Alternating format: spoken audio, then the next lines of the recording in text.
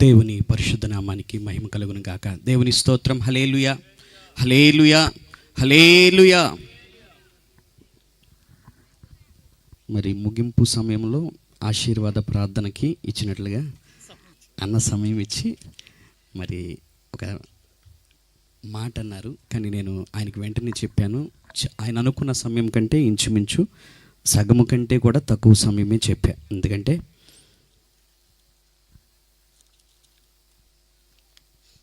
మొదటిగా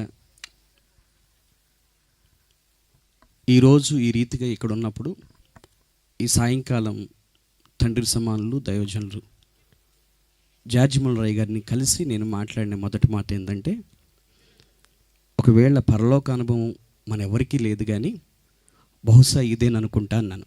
దేవుని స్తోత్రం. హల్లెలూయా.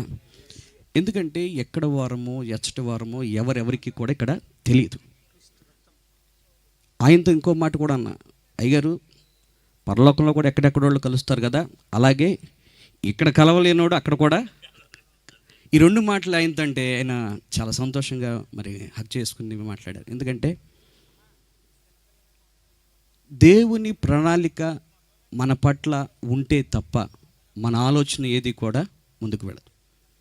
మరి ముందుగా తండ్రి సమానులు దైవజనులు జార్జిమల్ రాయ్ గారికి, వేదిక మీద ఉన్న పెద్దలకి, సేవకులైన వారందరికీ కూడా ప్రత్యేకమైన వందనాలు. మరి ప్రత్యేకంగా ఈ సభ ప్రాంగణానికి వచ్చి దేవుని మాటలు వింటున్న మీ అందరికీ కూడా ప్రభువైన యేసుక్రీస్తు నామములో శుభాభివందనాలు.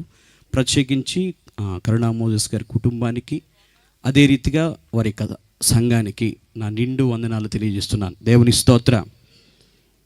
నా జీవితంలో చదువు ముగింపు అయిన తర్వాత నేను ఏ స్కూల్లో అయితే చదివానో ఆ స్కూల్లోనే ఎయిడెడ్ స్కూల్లో టీచర్గా జాబ్ వస్తే చేస్తూ ఉన్నా. జాబ్ చేస్తున్న క్రమంలో చిల్డ్రన్స్ డే అయిపోయింది. ఒకరోజు టీచర్స్ డే వచ్చింది. నా పూర్తి పేరు అద్దంకి సురేష్ మోజెస్ అండి, ఏఎస్ మోజెస్ అంటారు. ఆ హెచ్ఎం గారు నన్ను ఎప్పుడు పిలిచినా ఇంటి పేరుతో అద్దంకి కూడా అని పిలిచేది. టీచర్స్ డే రాగానే అందరూ కూర్చున్నారు, అన్ని ఏర్పాట్లు చేసి నేను ఎడంగా నుంచున్నా. ఆవిడ వచ్చి, అరే అద్దెం కూడా ఎట్రా. ఎందుకని చిన్నప్పటి నుంచి ఆవిడ పాఠాలు వింటూ ఆవిడ సంరక్షణలో ఎదిగిన వాడిని, ఆ స్కూల్లో వారితో కూడా టీచర్గా వస్తే మరి ఆవిడకి ఎప్పటికీ పిల్లవాడినే కాబట్టి అంత చనువుగా పిలిస్తే వారి మధ్యలో కూర్చోవడం నాకు చాలా ఇబ్బందిగా అనిపించింది. ఎందుకని నాకు బోధించిన నా యొక్క ఉపాధ్యాయులతో కూడా కూర్చోవడానికి నాకు అర్హత కానీ, స్థితి కానీ, స్తోమత కానీ, యోగ్యత కానీ లేదని. ఈ నెల ముందు ఈ కూడిక గురించి మేము ప్రార్థన చేస్తున్నప్పుడు సాధారణంగా సహోదరులు ఈ యొక్క సువార్త సభ గురించి తరచూ చిన్న చిన్న గుంపుల మధ్యలో మాకు ఇచ్చిన భారాన్ని బట్టి పరిచర్యలో ముందుకు వెళుతున్న క్రమంలో వారికి కూడా ఇటువంటి భారము ఉండి ముందుకు వెళ్ళే క్రమంలో వాళ్ళు అడిగి రమ్మన్నప్పుడు సరే అన్నాను. కానీ ఈ ప్రోగ్రాం మొత్తం రీడిజైన్ అనగా దేవుని యొక్క దైవ చిత్తంలో అంతా మార్చబడిన తర్వాత జార్జిమల్ రాయ్ గారే వాక్యం చెప్పాలని నేనంటే, కాదన్నా ప్రణాళికలో భాగంగా ముందు మీరు అనుకున్నాం, మీరు వాక్యం చెప్తారు, తండ్రి గారు అభిషేకిస్తారని చెప్పినప్పుడు నేను కాదనలేకపోయాను. వాస్తవానికి చాలా చిన్నవాడిని. ఒకప్పుడు ఇదే ప్రాంతానికి అనగా ఉభయ గోదావరి జిల్లాల్లో నెలకి 20 సార్లు అయినా కానీ నా ఆత్మీయ తండ్రి ఎదురుమొండి మోజెస్ గారిని ఈ ప్రాంతానికి వాక్యానికి తీసుకురావడానికి దేవుడు నన్ను ప్రేమించి నేను ఉద్యోగరీత్యాగా ఉన్నత స్థితిలో ఉన్నప్పుడు ఒక కారు ఇస్తే ఆయనకు ఒక ప్రమాదం జరిగి నడవలేని స్థితిలో ఉన్నప్పుడు ఆయన ఈ మీటింగ్లకు తిప్పడానికి ఇంచుమించు 11 మాసాలు వ్యక్తిగత సహాయకుడిగా పరిచర్యలో మరి ఆయన చేతి కింద ఎదగడానికి కారణం ఏంటంటే, వారి తండ్రి గారు మా తండ్రి గారు సమకాలికులు. 1988 సంవత్సరంలో వారి దేవుడు వీరి దేవుడని ఈ నిజమైన యేసుక్రీస్తు వారిని దూషించిన మా కుటుంబము, ఈ దేవుడు వారి దేవుడు వీరి దేవుడు కాదు అందరి దేవుడు అని తెలిసిన తర్వాత 1988లో రక్షణ పొందిన తర్వాత 90 నుంచి తండ్రి గారు పరిచర్యలో ఉంటే, వారి తండ్రి గారు సమకాలికులుగా ఉంటే ఆయనకి అనుకోని ప్రమాదంలో ఆయన అలా ఉన్న సమయంలో అందుమాత్రమే కాదు అంతకుముందు నుంచి కూడా వ్యక్తిగతంగా చాలా దగ్గర కుటుంబాలు ఆయనకి ఆత్మీయ కుమారుడికి ప్రాంతం అంతా తిరిగిన నేను రాత్రి ఇంచుమించు మేము 12:30, 1 గంటకి బయలుదేరాం. బయలుదేరిన ఈ క్రమంలో ఈరోజు ఇక సాక్ష్యానికని ఇవ్వబడినప్పుడు వారి హృదయంలో ఉన్న భారాన్ని చెప్తే ఈ విషయాలన్నీ నాకు జ్ఞాపకం వచ్చినాయి. నిజమైన క్రైస్తవుడు అంటే ఒక ప్రతి మందుకు, ప్రతి ఔషధానికి, లేదంటే ఇంజెక్షన్కి ఒక ఫార్ములా ఉన్నట్టుగా, క్రైస్తవుడు అంటే విశ్వాసి ప్లస్ శిష్యుడు ప్లస్ సాక్షి. ఈ 3 విషయాలు కలిగి ఉన్న వ్యక్తి మాత్రమే క్రైస్తవుడిగా మార్చబడతాడు. ఏ విశ్వాసి అయితే సంఘంలో శిష్యుడిగా ఉంటాడో ఆ విశ్వాసి సమాజంలో క్రీస్తుకు సాక్షిగా ఉంటాడు. దేవుని స్తోత్రం, హల్లెలూయా. నిజంగా ఈ మాటలు నేను జ్ఞాపకం చేయడానికి కారణం ఏంటంటే, ఈ వేదిక ప్రాంగణము ఇదంతా సిద్ధమైన తర్వాత బాప్తీసాలకని బయలుదేరుతున్న క్రమంలో నాతో పాటు సంపూర్ణ సంఖ్య మేము 6 మాతో పాటు దేవుని సన్నిధి. మేము వచ్చినప్పుడు తమ్ముళ్ళు పాట పాడడం గురించి వాళ్ళు సహజంగా మాట్లాడుకుంటూ ఉంటే, తమ్ముడు మీరు పాడతారంటే ఒక తమ్ముడు వెంటనే అన్నాడు, అనయా పరిచర్య అనగా, శిష్యుడు అనగా, సాక్షి అనగా నిలబడి పాడటమో, స్తుతించడమో, లేదంటే ఆరాధన నడిపించడమో, లేదా వాక్యం అందించడమో కాదు, కానీ మీరు చెప్పిన మాట నిజమైన వాడు చేపలు ఎత్తడము, లేదంటే ఆ తినేసిన విస్తరలు ఎత్తడమే కదా పరిచర్య అని చెప్పినప్పుడు నాకు అనిపించింది, నా ఆత్మీయ తండ్రి నాకు జ్ఞాపకం వచ్చాడు. ఆయన ఏం చేసేవాడంటే, ఆయన నిలవలేని స్థితిలో సరిగా ప్రభును గురించి సాక్ష్యం ఇవ్వడానికి కూడా యోగ్యత లేని నా జీవితంలో ఆయన ఒక రెఫరెన్స్తో సహా ఇచ్చి, లెగిసి నిలబడు పెద్దోడా అనేవాడు. దేవుని స్తోత్రం, హల్లెలూయా. ఎప్పుడైతే నాయకుడు, సేవకుడు అనే వ్యక్తి తన మందను పెంచే క్రమాన్ని, పోషించే క్రమాన్ని ఎప్పుడైతే తగిన రీతిగా అవగాహన కలిగి ఉంటాడో, అప్పుడు పని అనగా క్రియ జరిగించేవాడు ఆ వ్యక్తి కాదు కానీ పరిశుద్ధాత్మ దేవుడే. దేవుని స్తోత్రం, హల్లెలూయా.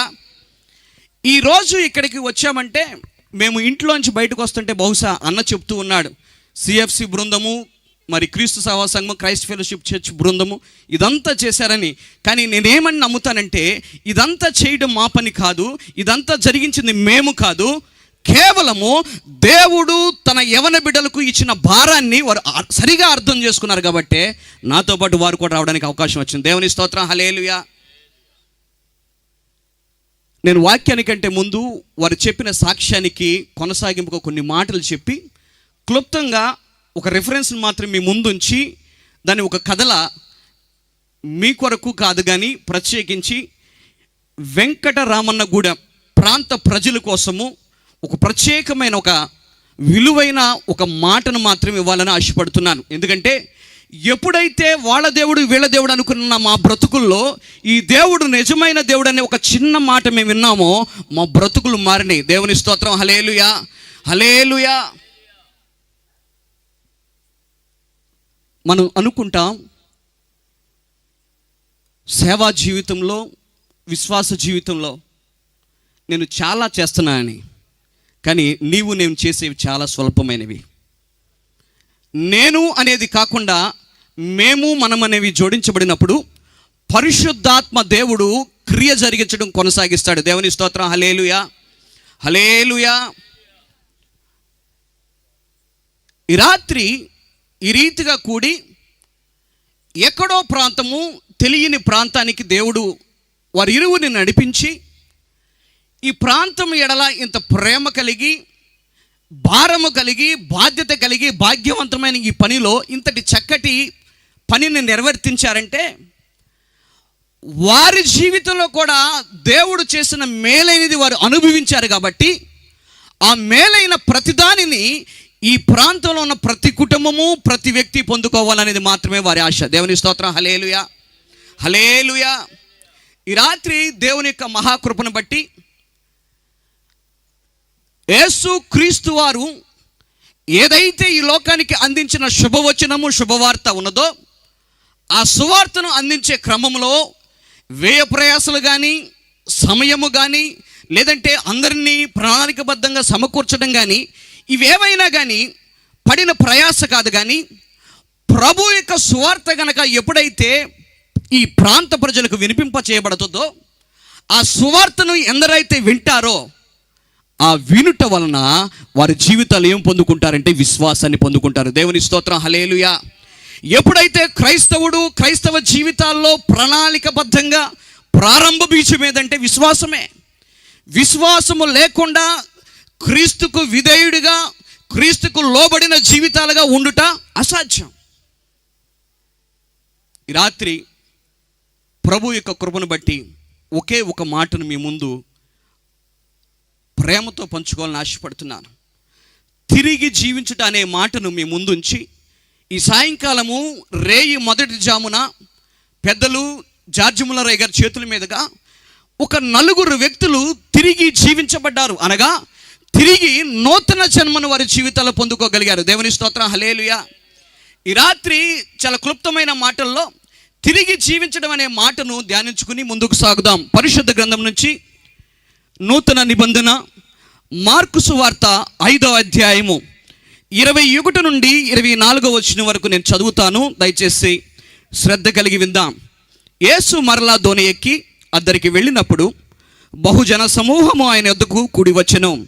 ఆయన సముద్ర తీరమున నుండగా సమాజ మందిరపు అధికారుల్లో యాయీరు అన్నొకడు వచ్చి ఆయనను చూచి ఆయన పాదముల మీద పడి, నా చిన్న కుమార్తె చావనై ఉన్నది, అది బాగుపడి బ్రతుకున్నట్లు నీవు వచ్చి దాని మీద నీ చేతులుంచవలనని ఆయనను మిగుల బతిమాలు కొనగా ఆయన అతనితో కూడా వెళ్ళెను. బహుజన సమూహమును ఆయనను వెంబడించి ఆయన మీద పడుచుండురి. చిన్న ప్రార్థన. మమ్మల్ని మిక్కిలిగా ప్రేమించిన మా ప్రియ పరలోకపు తండ్రి, కృపగలిగిన మా దేవా, జీవముల తండ్రి, నీకే స్తోత్ర.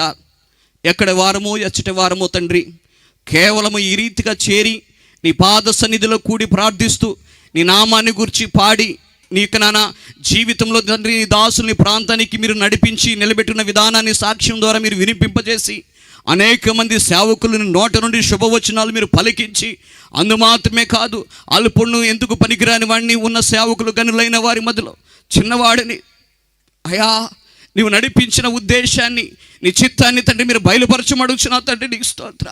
వ్యక్తిగా నా మాటల వల్ల అయితే ఏమాత్రం ప్రయోజనం లేదు, కానీ అయా నీ ఆత్మచేత తండ్రి మా హృదయాలకు మా జీవితాలకు తండ్రి మేలైనది విలువైన తండ్రి నాన్న మాట చేత మా హృదయాల్లో గొప్ప నెమ్మదిని సమాధానాన్ని మీరు అనుగ్రహించమని, తిరిగి జీవించే విధానాన్ని, తిరిగి జన్మించే ఆయా విధానాన్ని అయా ఎవరిలో ఉందో అనే విషయాన్ని తండ్రి తెలియని వారు, అయా తెలిసిన అంగీకరించలేని వారి జీవితాల్లో అయా మేల్కొల్పే రాత్రిగా, ఒక మహిమకరమైన రాత్రిగా మీరు జరిగించమని, ఈ సన్నిధిలో నీ కృపచేత బలపరచమని మా ప్రభు ప్రియలోక రక్షకుడైన యేసు క్రీస్తు నామమున అడుగుచున్నాను పరమ తండ్రి, ఆమేన్.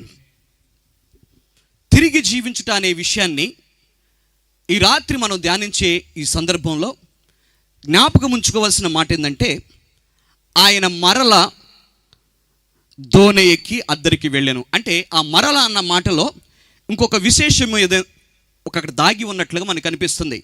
ఆ మరల అనే దానికి ముందు మనం ఆలోచన చేస్తే, ఇప్పుడు చదివిన ఈ సువార్త భాగంలో మార్కు సువార్త 5వ అధ్యాయంలో 3 సందర్భాలు 3 సంఘటనలు మనకు కనిపిస్తాయి.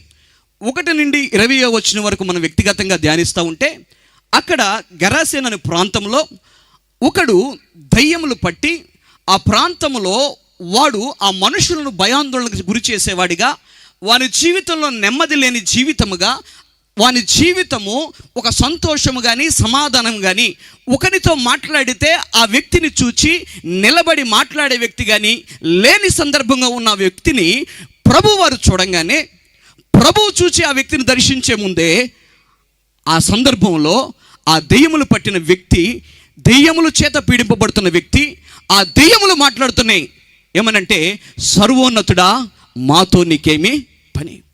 ఈ రాత్రి కొన్నిసార్లు కొంతమంది మనల్ని గమనించినట్లయితే దేవుని గురించిన మాటలు చెబుతూ ఉంటే, దేవుని ప్రేమను చాటుతూ ఉంటే, ఏమయ్యా మీకేం పని లేదా, ఇదేనా మీ పని అంటే, అవును.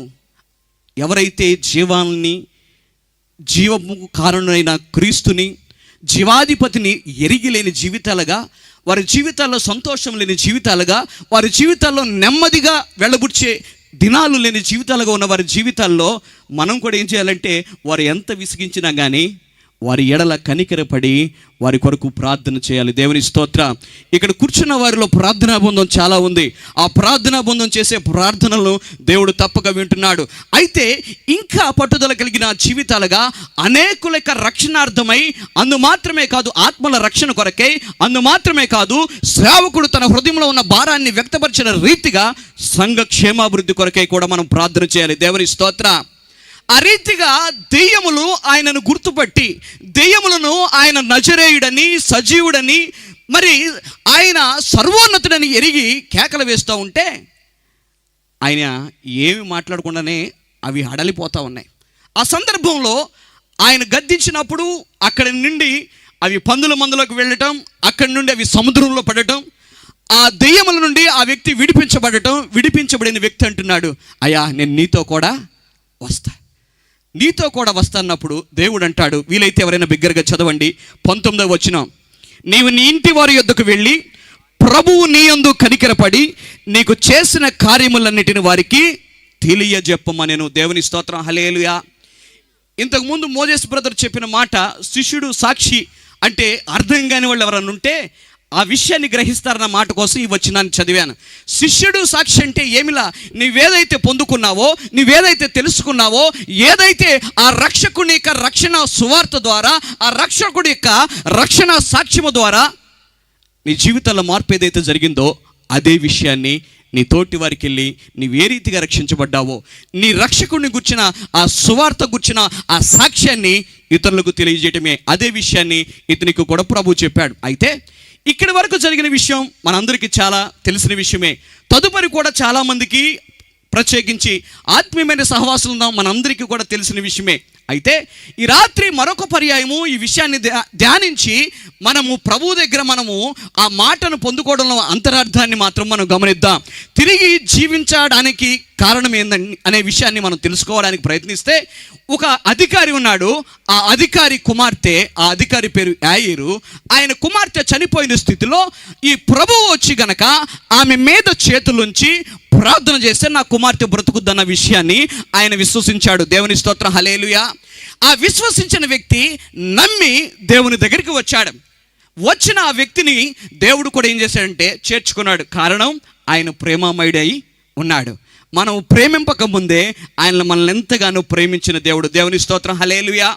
ఆ ప్రేమించిన దేవుడు ఆ వచ్చిన వ్యక్తి యొక్క విజ్ఞాపనను, ఆ వచ్చిన వ్యక్తి యొక్క ఆ ప్రశ్నను, ఆ యొక్క పరిస్థితిని దేవుడు గమనించి ఆయనతో కూడా వెళ్ళడానికి ఇష్టపడ్డాడు. వెళుతున్న క్రమంలో ఆ మార్గ మధ్యలో ఒక సంఘటన ఆ తర్వాతి వచనాల్లో మనకు కనిపిస్తూ ఉంటుంది. నేను వచనాలు వెంబడి వచనం చదవకుండా క్లుప్తంగా నా మాటను తిరిగి జీవింపడంలో ఉన్న ఒక ఉన్నతమైన విశిష్టతను మీ ముందు ఉంచి నా మాటలు ముగిస్తాను. ఈ క్రమంలో నడుస్తూ వెళుతున్న క్రమంలో ఒక మధ్యలో ఒక జనసమూహం అంతా గుంపుగా ఉన్నారు. జనసమూహం అంతా గుంపుగా ఉండి గుంపులుగా ఆయన మీద పడుతూ ఉంటే అక్కడికి ఒక తల్లి, ఒక సహోదరి వచ్చింది. ఇంచుమించు 12 సంవత్సరాల నుంచి రక్తస్రావం అనే రోగం చేత బాధపడుచున్న వ్యక్తి ఆ సమూహంలో ప్రభువు వారున ఆ సన్నిధికి, ఆ ప్రాంతానికి వచ్చింది. ఇక్కడ మనం గమనించాల్సిన విషయం ఏంటంటే, నా జీవితంలో ఏదైనా పొందుకోవాలంటే, స్వస్థత అయినా రక్షణ అయినా, మొదట నువ్వు చేయాల్సింది ఏంటంటే ఆయనను సమీపించాలి, ఆయన సన్నిధిలో నిలిచి ఉండాలి. అందు మాత్రమే కాదు కానీ యేసు ప్రభువని, రక్షకుడని నువ్వు విశ్వసించి ఆయన యొద్ద నువ్వు రావాలి, నమ్మాలి. దేవుని స్తోత్రం. హల్లెలూయా.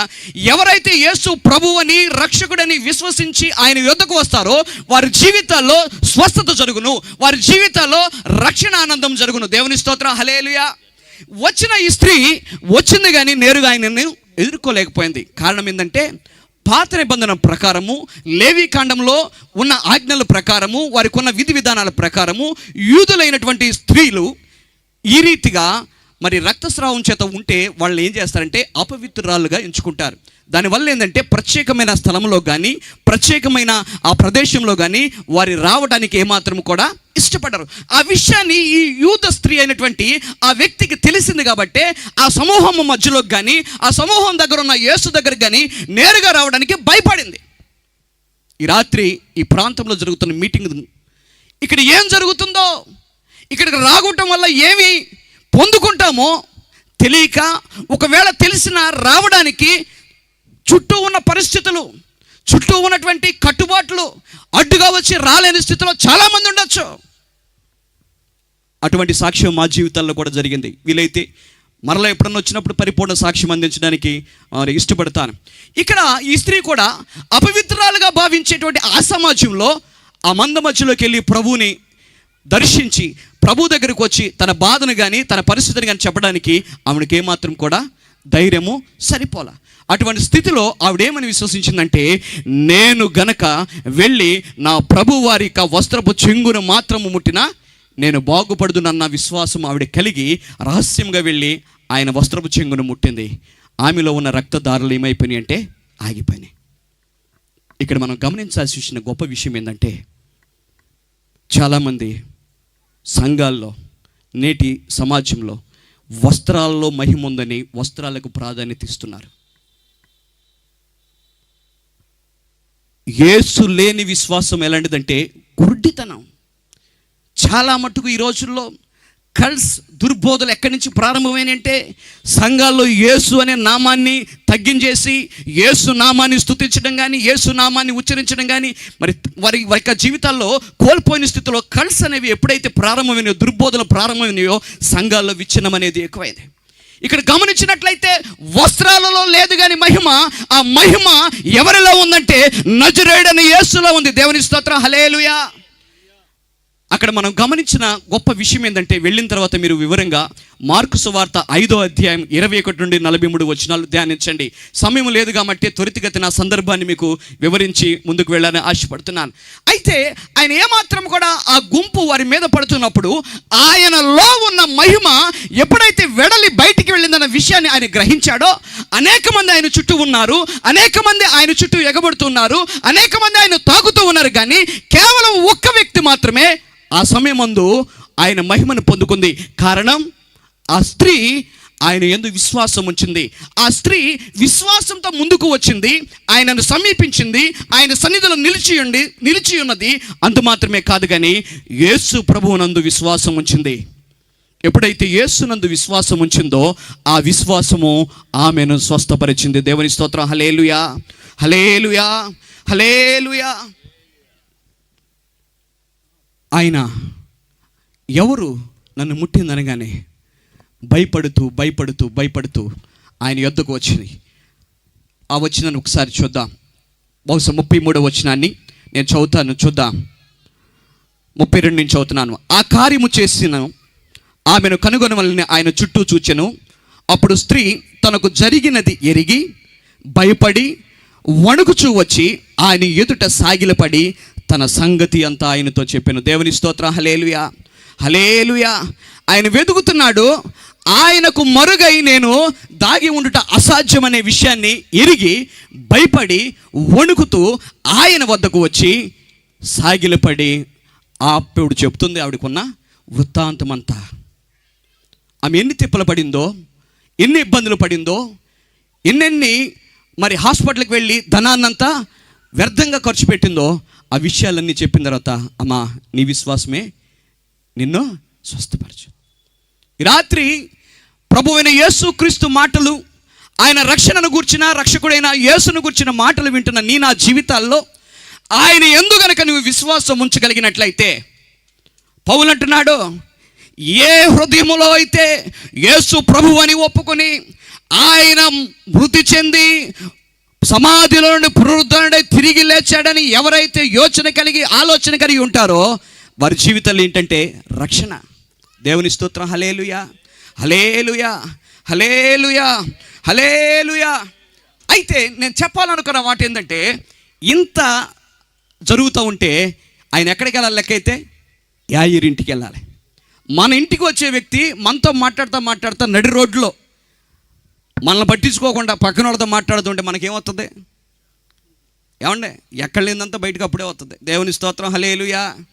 మనలో ఉన్న సాత్వికము, మనలో ఉన్న దీన మనసు, మనలో ఉన్న తగ్గింపు అంతా అప్పుడే బయటపడుద్ది. అయితే ఈయనకి ఓర్చుకుంటున్నాడు, ఎదురు చూస్తున్నాడు.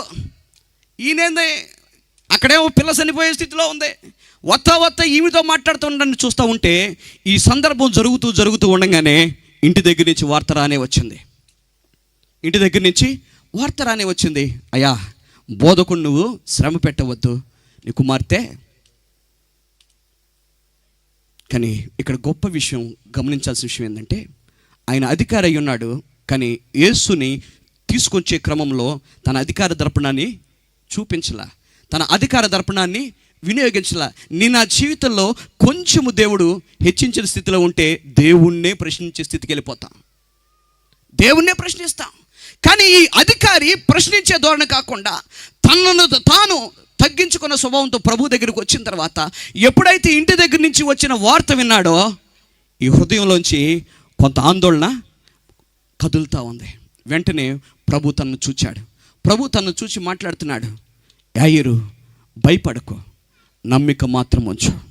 ఈ రాత్రి ప్రభు ఇక్కడ కూడి ఉన్న నీతో నాతో మనందరితో మాట్లాడే మాట, నువ్వు వైజాగ్ నుంచి ఏ స్థితిలో ఎప్పుడు ఎలా వచ్చావో అది కాదు, కానీ నువ్వు ఏ విశ్వాసంతో అయితే నువ్వు ఇక్కడికి వచ్చావో ఆ విశ్వాసం అందు నువ్వు నమ్మికను ఏమాత్రం కూడా కోల్పోక, నీవు నమ్మి ఏదైతే ప్రభు యందు విశ్వాసంతో ముందుకు కదిలి వచ్చావో ఆ నమ్మిక చొప్పున దేవుడు నిన్ను అనేక జనంగా ఆశీర్వదించనై ఉన్నాడు. దేవుని స్తోత్రం, హల్లెలూయా. ప్రవక్త ఈ రీతిగా మాట్లాడతాడు, నువ్వు విసర్జించబడుటను బట్టియో ద్వేషింపబడుటను బట్టియో ఎవడో నీ మార్గంలో దాటిపోవటం లేదు, కానీ నిన్ను తరతరములకు శాశ్వత శోభాతిశయముగాను సంతోష కారణంగా చేతునని. ఇక్కడ కూడా ఈయన పరిస్థితి ఎలా ఉందంటే, ఆయన దగ్గరకు వచ్చి ప్రాధేయపడుతున్న సమయంలో ఇంటి దగ్గర నుంచి వార్త రానే వచ్చింది. ఆ నమ్మకాన్ని కోల్పోయే క్రమంలో దేవుడు వెంటనే తను చూసి, యాయిరు నీవు భయపడకు. సంవత్సరాలుగా, మాసాలుగా, దినాలుగా ప్రభు సన్నిధికి వచ్చిన నా జీవితంలో నా పరిస్థితి మారట్లేదని, నా జీవితంలో నాకు కలిగిన ఈ వ్యాధి తగ్గట్లేదని, నాకు ఉన్న ఈ అప్పుల ఊబిలో నుండి నేను బయటికి రావట్లేదని నువ్వేం చేస్తావంటే, భౌతికమైన విషయాలని చూచి నువ్వు కలిగి ఉన్న నమ్మికను కొన్నిసార్లు ఏం చేస్తావంటే విడిచిపెట్టే స్థితిలోకి దిగజారిపోతున్నావు. కానీ నా నిరీక్షణ, నా విశ్వాసం తిరిగి జీవించటంలో ఉన్న గొప్ప దాగి ఉన్న మర్మం ఏంటంటే, నిత్యము కూడా ఆయనతో కలిసి జీవించాలని. దేవుని స్తోత్రం, హల్లెలూయా, హల్లెలూయా, హల్లెలూయా. ఆ సమయంలో వారు వచ్చి ఆ మాట చెప్పగానే ప్రభు అన్న మాటకే ఆయన విధేయత చూపించాడు. ప్రభు అన్న మాటకి లోబడ్డాడు. ఆయనతో కూడా ఇంటికి వెళుతూ ఉన్నాడు.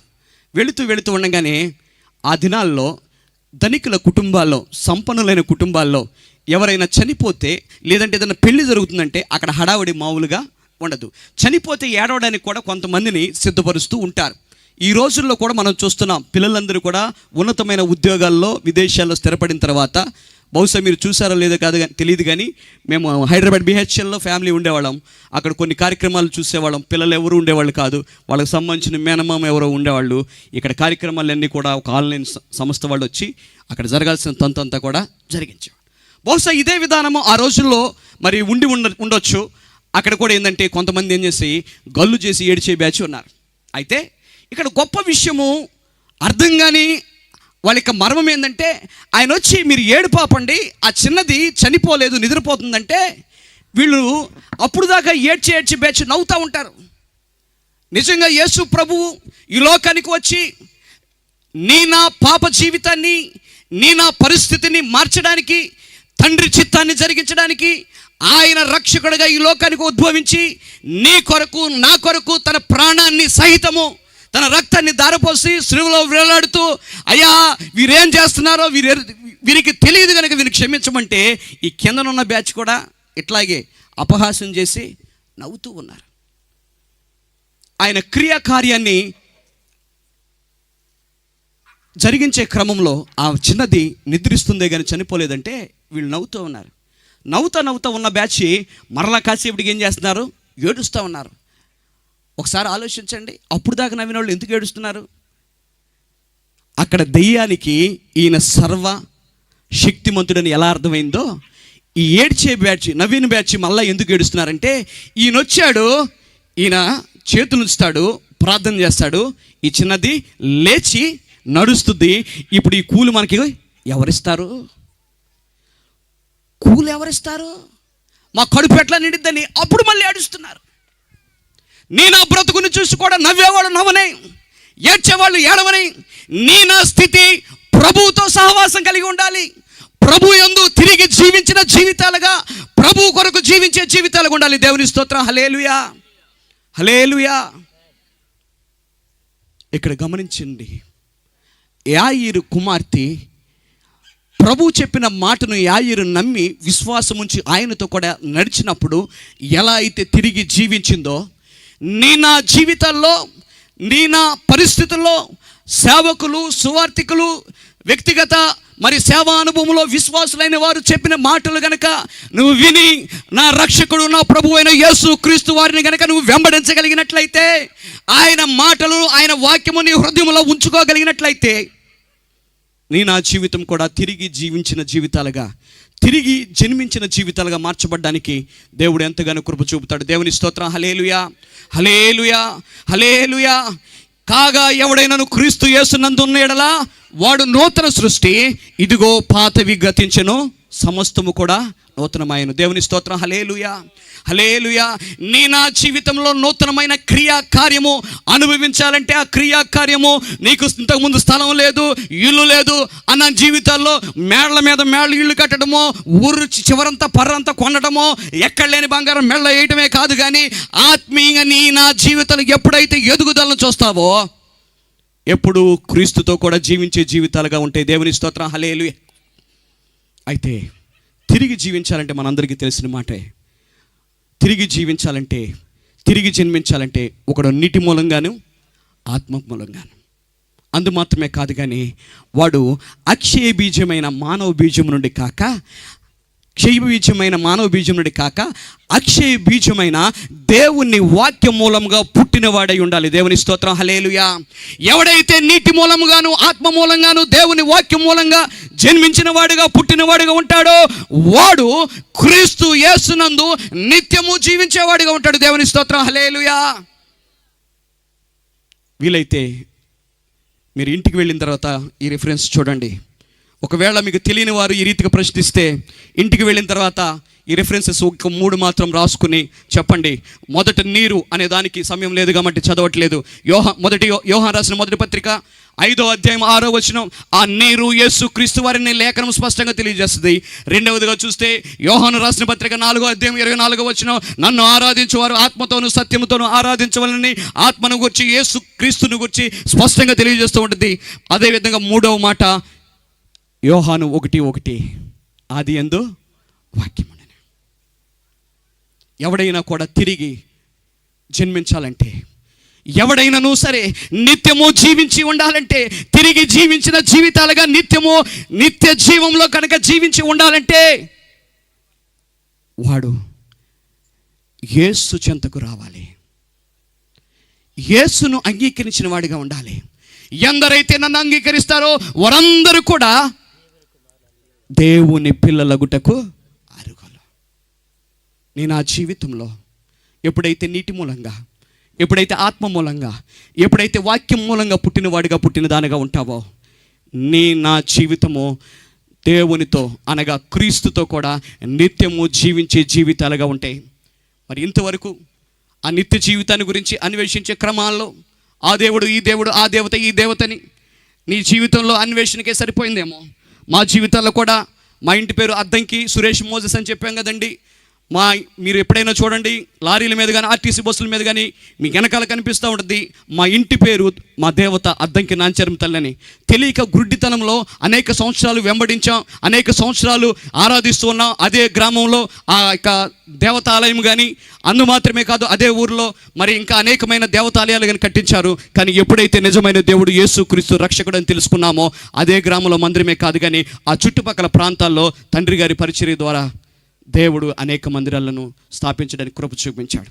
తర్వాత దేవుడు నన్ను పిలుచుకున్న తర్వాత 2007లో ట్రైనింగ్ కేరళలో పూర్తి చేసిన అన్న, ఇది ఉద్యోగం కాదు, వ్యాపారం కాదు, దీనికి నేను అర్హుని కాదు, యోగ్యుని కాదు అని విభేదించి వెళ్ళిపోయిన తర్వాత దేవుడు మరలా పిలిచినప్పుడు నేను అన్నాను, అయ్యా ఉన్న సంఘాలు వెళ్ళి కూర్చోవడం కాదు, కానీ నువ్వు ఎక్కడికి వెళ్ళమంటే అక్కడికి వెళ్తానని ప్రభు దగ్గర కనిపెడితే, దేవుడు మోబుదేవనే ఒక గ్రామం, ఆదికాండంలో 3వ అధ్యాయం ప్రారంభంలో దేనికైతే ప్రాధాన్యంగా ఉండి మనుషుని త్రప్పుదోవ పట్టించదో దానికి ప్రత్యేక నిలయంగా ఉన్న ఆ గ్రామంలో దేవుడు తన కృప చేత యవన కాలంలో ఆ ప్రాంతానికి పరిచర్యకి దేవుడు నడిపిస్తే ఎవరో లేని స్థితి. మొదటి విశ్వాసి పాస్టర్ గారే, ఎవరు లేని స్థితిలో ఇద్దరు కూడి ప్రార్థిస్తూ ఆవిడకి ఏదైనా హాస్పిటల్కి వెళితే మరి ఆ పరిస్థితుల్లో మరి ఒక్కడనే కూడా ప్రార్థన చేసేవాడిని. ఆ సమయంలో ప్రభువుని అడిగితే, ప్రభు అయ్యా ఈ ప్రాంతంలో కొంతమందినైనా యవన బిడ్డలను సువార్థికులు గాను సేవకులు గాను మీరు లేవనెత్తండి. ఈరోజు ఈ సువార్త పనిలో ఎందరైతే సహకరించారో వారందరినీ దేవుడు ఆత్మీయమైన మరి కుమారులుగాను సహోదరులుగా దేవుడు నా జీవితంలో ప్రేమించి ఇచ్చాడు. మేమైతే ఒకటే, మా ఆశ ఒకటే, ఎంతకాలం బ్రతుకుతామనేది తెలియదు, ఎప్పుడు చనిపోతామో కూడా తెలియదు.